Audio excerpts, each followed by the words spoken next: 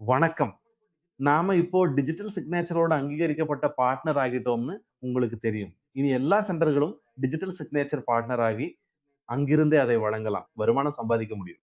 மத்த சாதாரண சர்வீசஸ் மாதிரி இல்லாம இதுல உங்களுக்கு ஒரு நல்ல வருமானம் கிடைக்க வாய்ப்பு இருக்கு.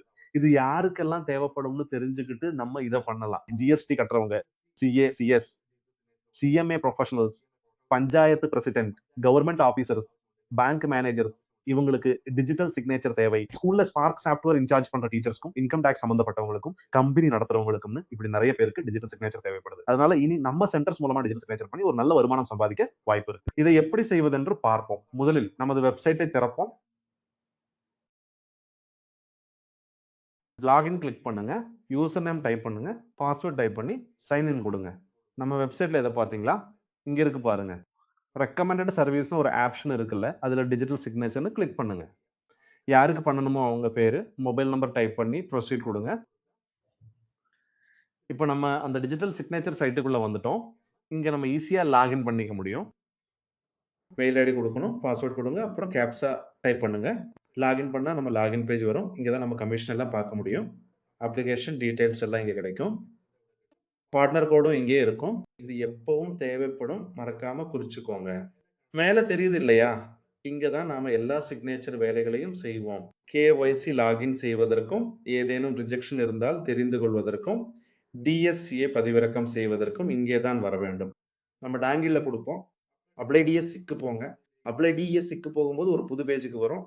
அங்க நமக்கு இந்தியன் இருக்கு, ஃபாரினும் இருக்கு. நம்ம சாதாரணமா இந்தியனா தான் இருப்போம். ஃபாரின் ஆளுங்களா இருந்தா மட்டும் ஃபாரின் கொடுங்க. அப்புறம் ஃபோன் நம்பர் கொடுங்க. ஃபோன் நம்பர் கொடுத்து லாகின் பண்ணுங்க. அப்ளிகண்டோட கேஒய்சி வரப்போற அவங்களோட மொபைல் நம்பரை கொடுத்துட்டு சென்ட் ஓடிபிஐ கிளிக் பண்ணுங்க. அப்புறம் உங்களுக்கு வர்ற ஓடிபிஐ டைப் பண்ணுங்க.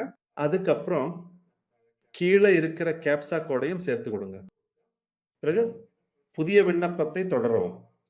அதே விண்ணப்பதாரரிடம் கொடுக்க வேண்டும். அடுத்த பக்கத்தில் சர்டிபிகேட் நம்ம செலக்ட் பண்ணணும். கிளாஸ் 3 தான் பொதுவா இங்க யூஸ் பண்றோம்.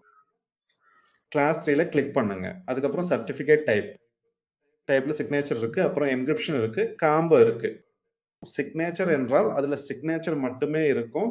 என்கிரிப்ஷன்னா அது ஒரு குறிப்பிட்ட ஆளுங்களுக்காக உள்ளது. அதை எடுக்க வர்றவங்க கிட்ட கேட்டா அவங்களே சொல்லுவாங்க.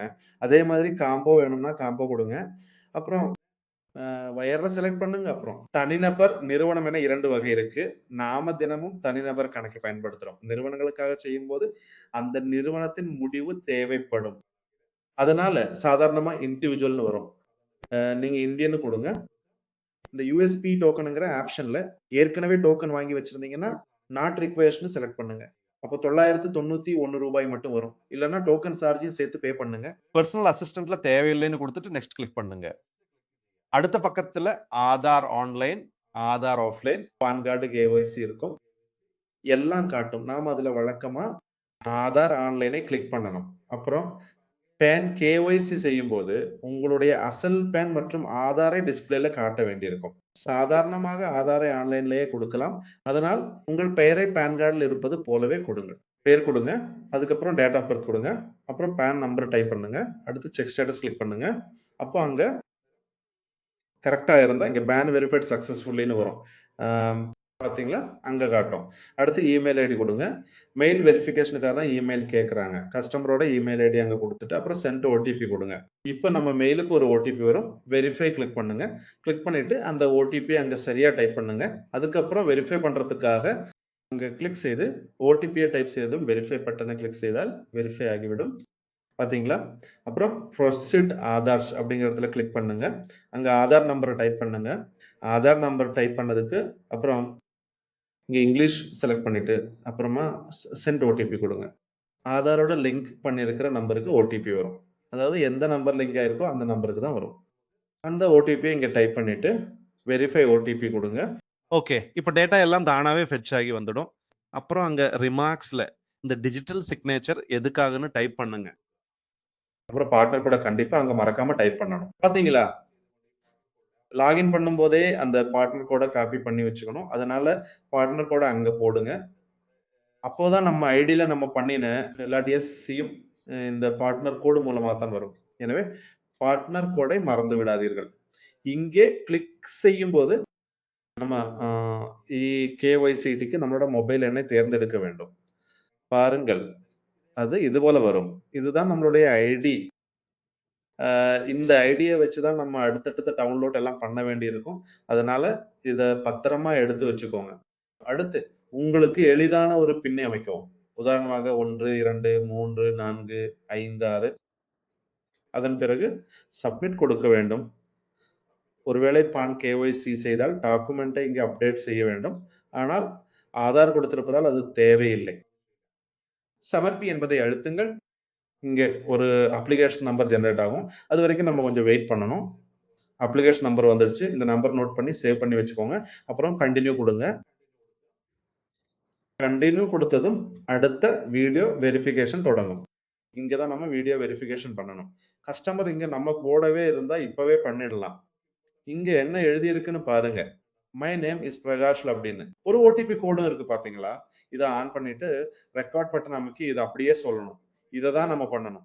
பாருங்க, இந்த விஷயங்களை எல்லாம் நம்ம படிக்கணும். இந்த கோடு மாறிக்கொண்டே இருக்கும். அடுத்த முறை இது மாறிவிடும். அந்த பேரை படிங்க, அந்த கோடை படிங்க.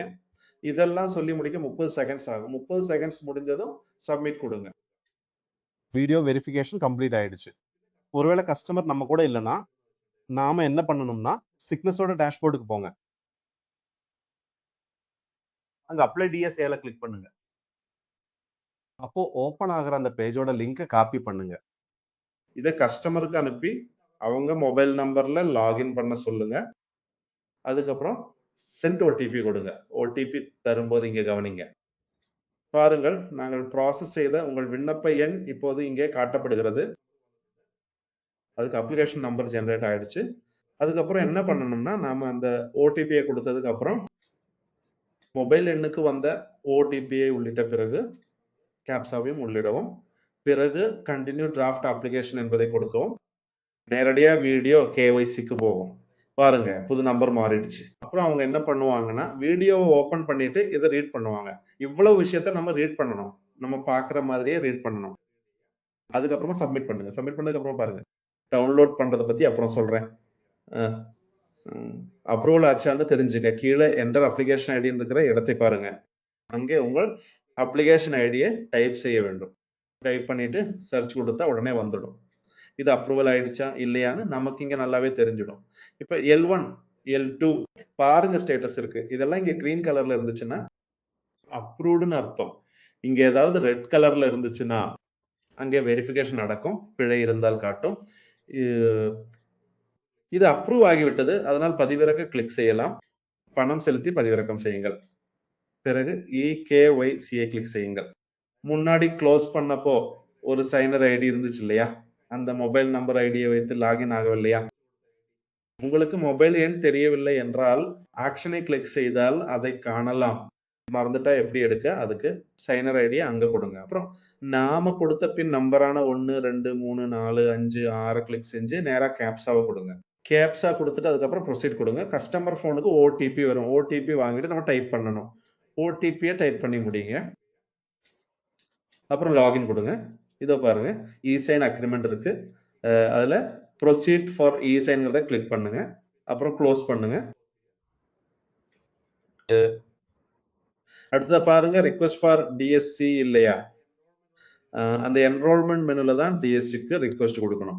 அங்க ப்ரொசீட் இசைன்னு கிளிக் பண்ணிடுங்க. அப்புறம் அதை க்ளோஸ் பண்ணிடுங்க. இனிமே நம்ம செட் பாஸ்வேர்ட் டு டவுன்லோட் இருக்குல்ல, அந்த ஆப்ஷனை பாருங்க. அதுல ஒரு சின்ன கோட் செட் பண்ணணும். அது டிஎஸ்சியை டவுன்லோட் பண்றதுக்கு உதவும். நம்ம ஈஸியா ஒரு நம்பரை கிளிக் பண்ணலாம். 1, 2, 3, 4, 5, 6ன்னு ஒரு நம்பரை டைப் பண்ணுங்க. அப்புறம் சப்மிட் கொடுங்க. வெற்றிகரமாக முடிந்தது. இப்போது பேமெண்ட்டை தொடரவும். இங்கே கூகுள் பே, யூபிஐ போன்ற எந்த பேமெண்ட் கேட்வேயை வேண்டுமானாலும் நீங்கள் பயன்படுத்திக் கொள்ளலாம். கூகுள் பே எல்லாம் கூட யூஸ் பண்ணலாம். இங்கிருந்து நம்ம நேரா என்ன பண்ணணும்னா நம்ம பேமெண்ட் பண்ணணும். நம்ம இப்ப யூபிஐ யூஸ் பண்ணி தான் பேமெண்ட் பண்றோம். இப்ப பாருங்க, ஓகே பேமெண்ட் பண்ண உடனே ஓகே ஆயிடுச்சு. பாருங்க, அப்ரூவ்ட் ஆயிடுச்சு. ஸ்டேட்டஸ் அப்ரூவ்ட் ஆயிடுச்சு. இன்னும் நம்ம டவுன்லோட் பண்ணிக்கலாம். பாருங்க, அதாவது முதல்ல பென் டிரைவை கனெக்ட் பண்ணிட்டு பாஸ்வேர்ட் செட் பண்ணணும். அதுக்கப்புறம் நம்ம டவுன்லோட் சர்டிபிகேட்டை கொடுக்கணும். இதோ இங்க பாருங்க, பாஸ் ஃப்ரேஸ் நம்ம முன்னாடி கொடுத்தோம்ல அந்த 1 2 3 4 5 6 கொடுங்க, சப்மிட் கொடுங்க. சப்மிட் கொடுத்த உடனே நேரா டவுன்லோட் பேஜுக்கு வந்துடும். பாருங்க, ஃபர்ஸ்ட் டைம் பண்ணும்போது பாருங்க, இங்க பாருங்க, இங்க ஒண்ணு இன்ஸ்டால் ஆகுது பாருங்க, இதோ பாருங்க, கிளிக் ஹியர்னு இருக்குல்ல, முதல்ல டிடெக்ட் ஆகாதனால இது இன்ஸ்டால் பண்ணுங்க.